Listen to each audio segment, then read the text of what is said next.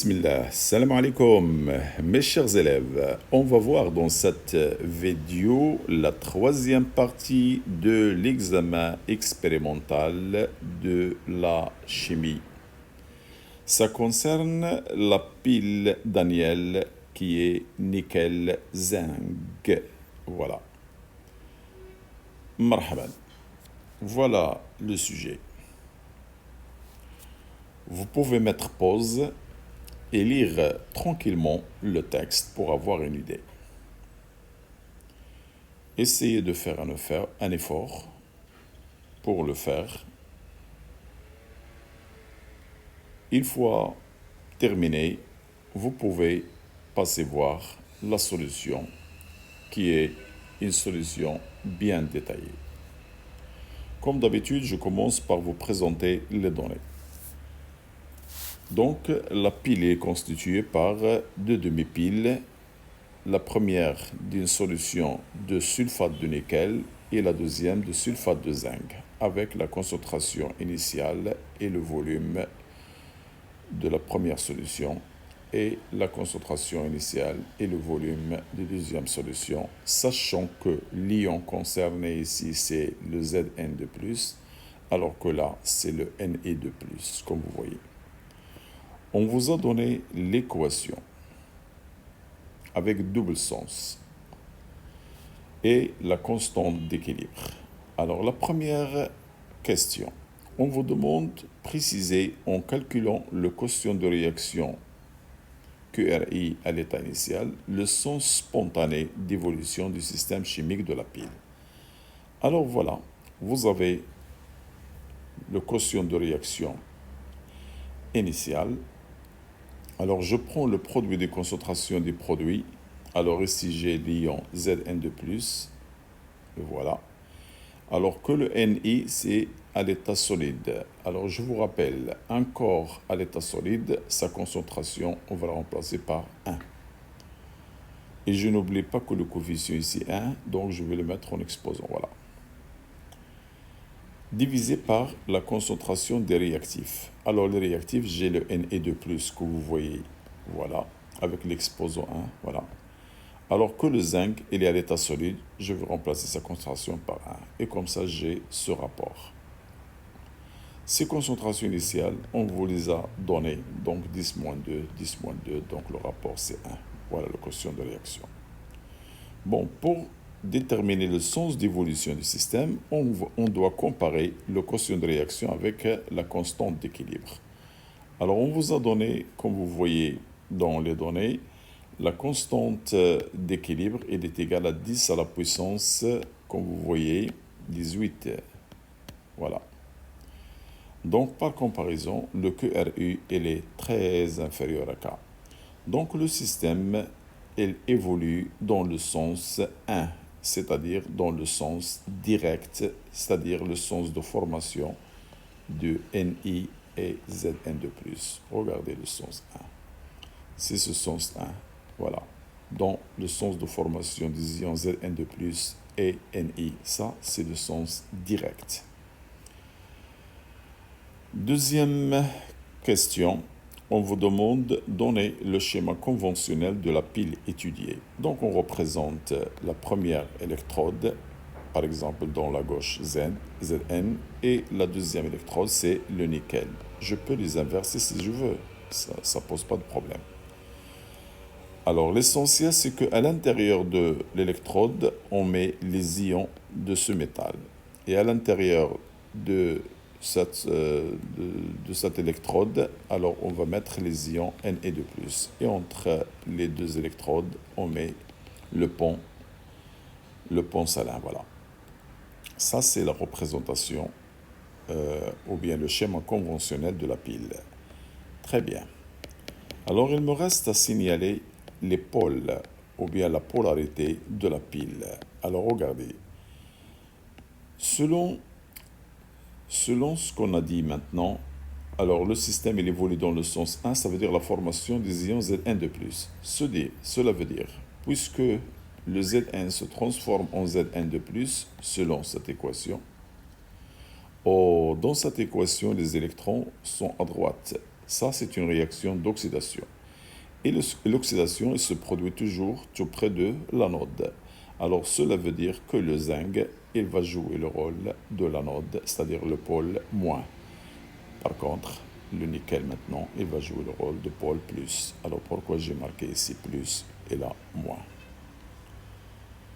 Quatrième question. Au cours du fonctionnement de la pile, le circuit extérieur est traversé par un courant d'intensité. Trouvez la durée maximale de fonctionnement de la pile en fonction de la concentration initiale des ions zinc, le volume de la solution V et F, ainsi que I. Et après, on calcule delta T max.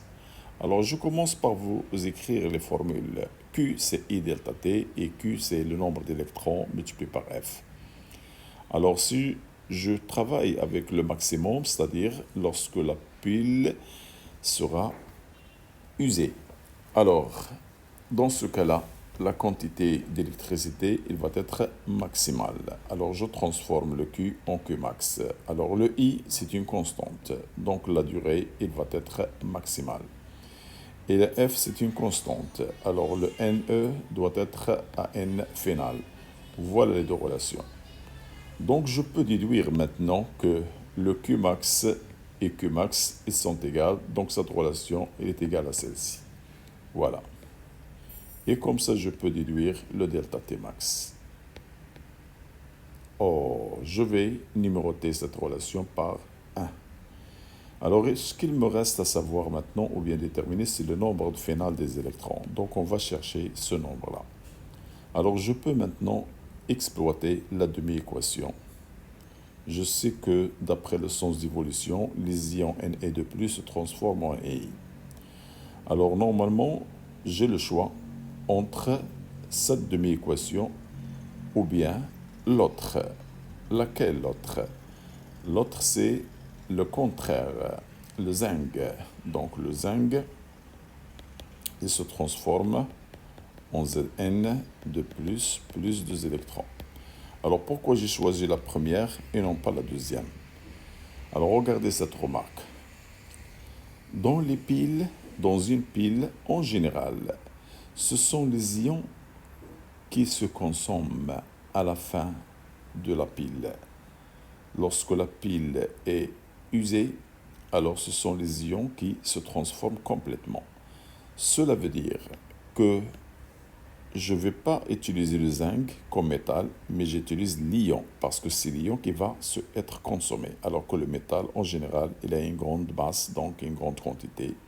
Donc, à la fin de la pile, il reste une quantité de zinc. Donc, voilà pourquoi je n'ai pas utilisé le zinc.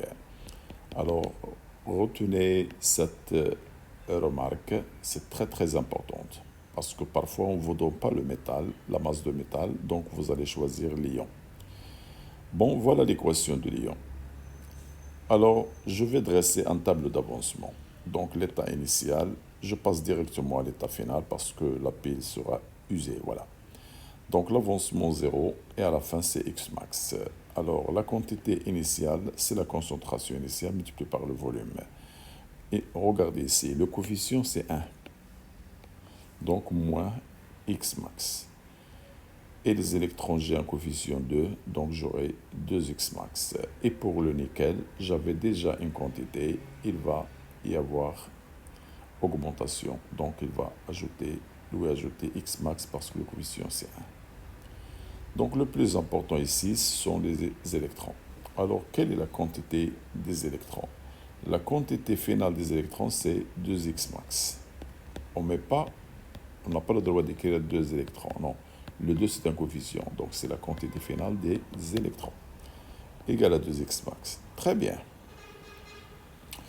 Alors, pour déterminer cette quantité finale des électrons, je dois chercher X max. Alors maintenant, comme d'habitude, on suppose que le nickel est un réactif limitant. Cela veut dire que cette quantité doit être nulle.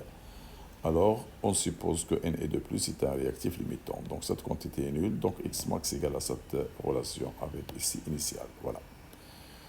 Alors, regardez maintenant. De 2 et 3. Je peux remplacer le X max par cette relation. Et comme ça, je vais avoir le nombre final des électrons égale 2 fois n initial de n² plus volume. Maintenant, je vais reprendre la formule déjà trouvée 1, qui est celle-ci. Je vais vous la montrer si vous voulez. La voilà. La voilà. Et je remplace le n final que je viens de trouver là, ici. Et comme ça, je trouve cette relation. Elle est en fonction de NI initial, le volume, F et I. Alors, application numérique, voilà, on a tout. Donc, je trouve cette valeur en secondes. Si vous voulez, vous pouvez diviser par 60 pour la convertir en minutes. Et la virgule, après la virgule, ça reste. Alors, je peux la convertir en secondes aussi, en multipliant par 60. Voilà. Donc, vous pouvez laisser cette valeur, ce n'est pas un problème. On est arrivé à la fin de la troisième partie de la chimie. Mes chers élèves, pour nous encourager, n'oubliez pas de faire un j'aime et un commentaire. Merci, au revoir. Mais n'oubliez pas de voir la quatrième partie, c'est très intéressante. Ça concerne la vitesse de la réaction et le temps de demi-réaction. Bon courage.